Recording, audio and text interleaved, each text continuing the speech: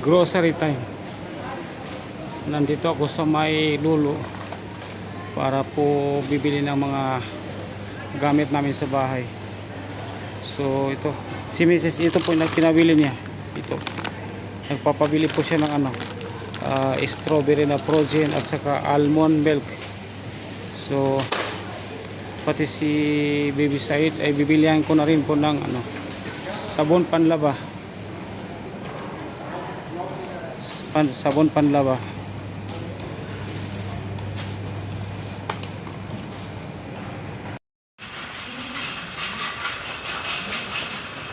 Andito na guys ang almond na aking hinahanap. Kanina pa ako paikot-ikot. Nandito lang pala.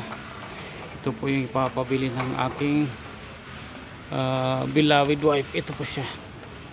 So nagda-diet po kasi siya. So itong strawberry na frozen ay gagawin niya na pang milkshake na strawberry. So kailangan na frozen po. Ayaw niya ng fresh. Ayaw niya ng sariwang strawberry. So kailangan niya ng naka-frozen.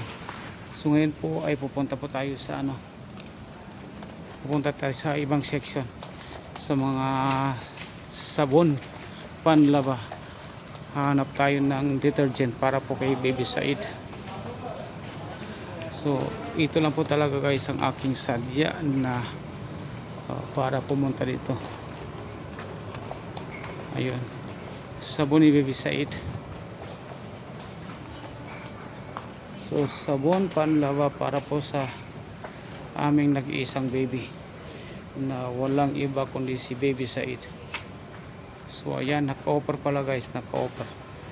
So 63.90 kasi tag ano po yan tag 80 dirham. So kukuha ako ng isa. So ayan, ito na po. Ito ang aking sadya dito guys sa Maylulo. 3 items lang po. So ayan na sa ating basket. So ayan po, isang sabon ni Baby Said, 2 item para po sa aking beloved wife, isang almond milk at saka isang frozen na strawberry. So yan lang po guys ang aking sadya na para pumunta sa Maylulo.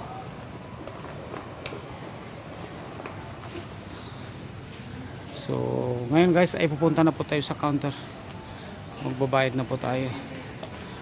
So yun lang po guys. Thank you so much sa inyong patuloy na pagtangkilik sa aking mga video na ina-upload sa araw-araw.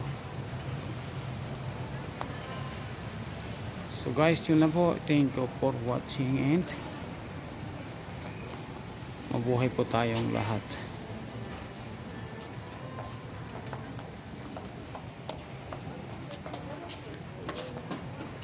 Walang katao-tao sa Maylulo. So hindi busy.